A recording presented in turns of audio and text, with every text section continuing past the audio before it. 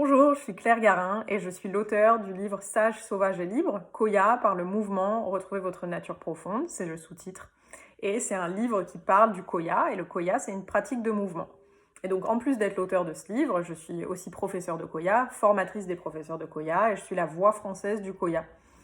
Et la raison pour laquelle je vous parle de ce livre aujourd'hui, c'est parce qu'il y a tout un tas d'histoires magiques derrière, et pour que vous puissiez en savoir plus si vous êtes inspiré à le lire.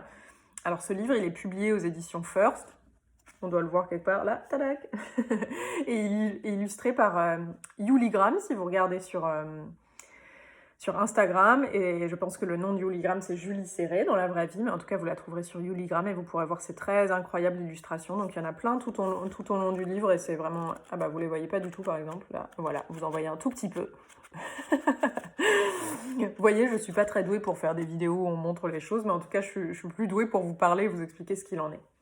Donc le Koya, c'est une pratique de mouvement qui est basée sur l'idée que quand on remet son corps dans le mouvement, et notamment dans un mouvement libre, alors on peut revenir à notre essence.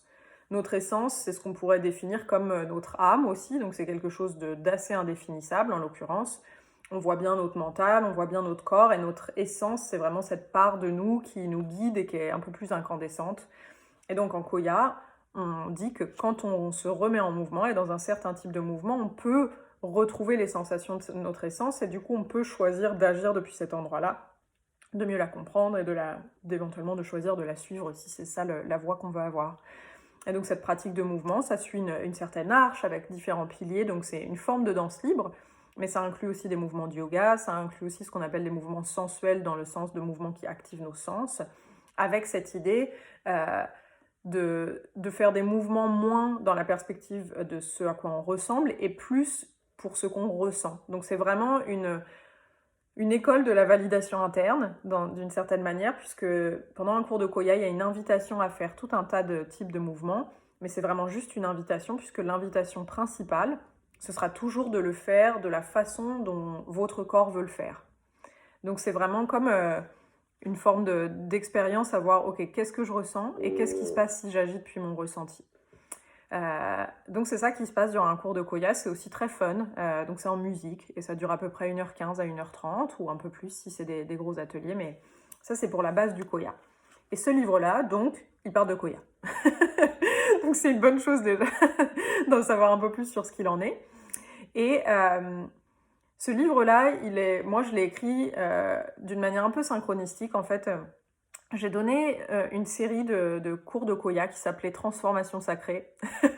J'ai un peu le sens parfois des titres dramatiques. Et Transformation sacrée, c'était une série de 3 cours de Koya associés avec des huiles essentielles avec mon amie naturopathe Blanche Rautenstrauss, on avait créé. Et donc pour aider chacun à aller à travers les transformations à travers lesquelles on doit aller. Et puis moi, je donnais ce cours et je savais que quand on facilite ce genre de cours, on passe aussi par des processus, mais je l'avais un peu nié. J'étais un peu dans l'ancienne perspective de il y a l'enseignant et il y a les élèves. Sauf que la vie m'a rattrapée. Et au milieu du processus, évidemment que moi aussi, je suis rentrée dans ma propre transformation. Et une des énormes intuitions que j'ai reçues une nuit, juste après avoir donné un de ces cours, c'était d'écrire un livre. Et donc j'ai reçu cette intuition genre à 4h du matin. Et donc là, j'ai parlé à l'invisible. Bon, on s'entend, moi je leur parle, mais j'entends pas forcément leur réponse très clairement, en leur disant, mais vous voulez vraiment que j'écrive un livre? C'est ça que vous voulez que je fasse? Et donc je dis à l'invisible, ok, si vraiment j'ai bien compris, parce que je suis pas sûre, c'est pas comme s'il me parle en stéréo dans l'oreille, si vraiment c'est ça que je dois faire, d'écrire un livre, confirmez-le-moi pour que je sois vraiment certaine. Et le lendemain matin, je suis allée voir ma thérapeute, Odile, et donc Odile, j'avais pas grand chose à lui dire ce jour-là, et donc elle me dit, est-ce que vous voulez que je vous fasse un tirage de cartes? Elle fait aussi des tirages de tarot. Je lui dis, c'est une bonne idée, faisons ça. Donc on était début janvier, elle me dit, on peut faire un tirage de cartes pour cette année. Elle fait un tirage de cartes, j'avais pas du tout parlé à Odile de mon intuition de la nuit.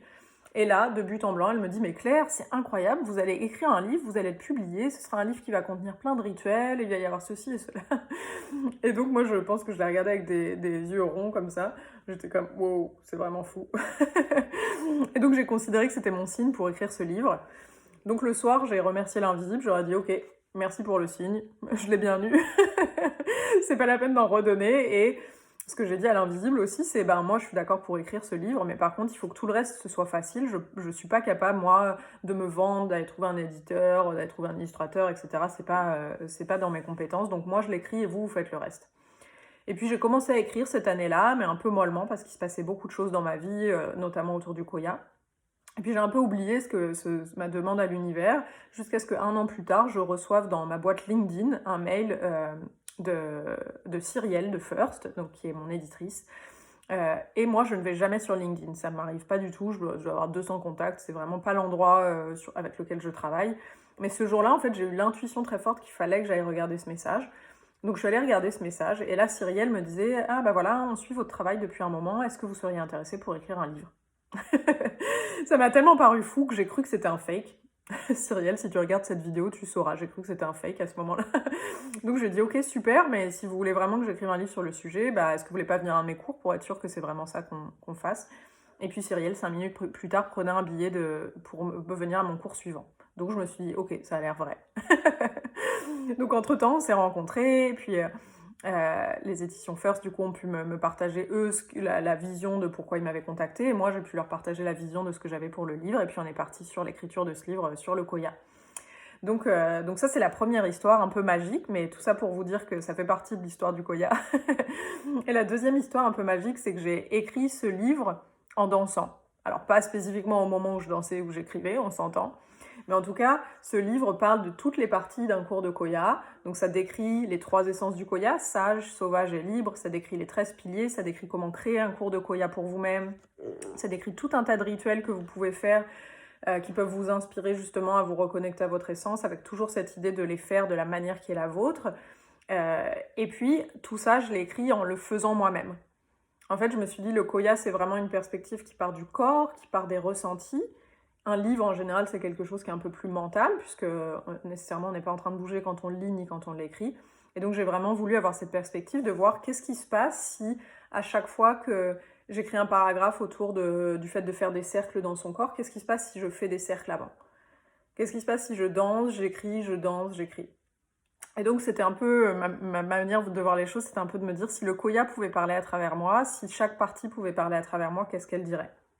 Alors, il y a une partie sur le rituel du labyrinthe, qui est un de mes rituels préférés, un des rituels très communs en Koya, que j'ai écrit en faisant une retraite autour des labyrinthes. Il y a une partie sur le yoga nidra, que j'ai écrit en faisant une retraite de yoga nidra. Donc voilà, la particularité de ce livre, c'est que j'ai essayé de faire parler chaque partie comme si c'était elle-même qui le racontait. Alors évidemment, c'est quand même moi qui écris. Donc vous reconnaîtrez ma touche d'humour si vous êtes habitué à lire un peu mes newsletters ou quoi que ce soit.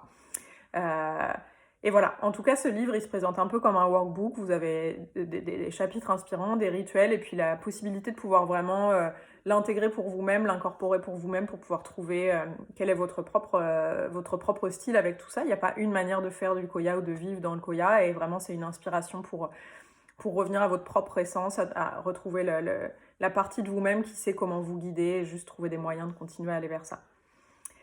Voilà, alors j'espère que si vous le lisez, que vous pourrez faire un commentaire, en tout cas en dessous de cette vidéo ou à un autre endroit, que vous puissiez noter si vous avez aimé ou comment ça se passe pour vous avec ce livre-là. Et puis, ce sera mon plaisir évidemment de danser avec vous à l'occasion. Et voilà, sur ce, merci beaucoup de m'avoir écouté jusqu'au bout, bravo, parce que c'est quand même, on est proche de 9 minutes, donc 9 minutes de votre temps, c'est précieux.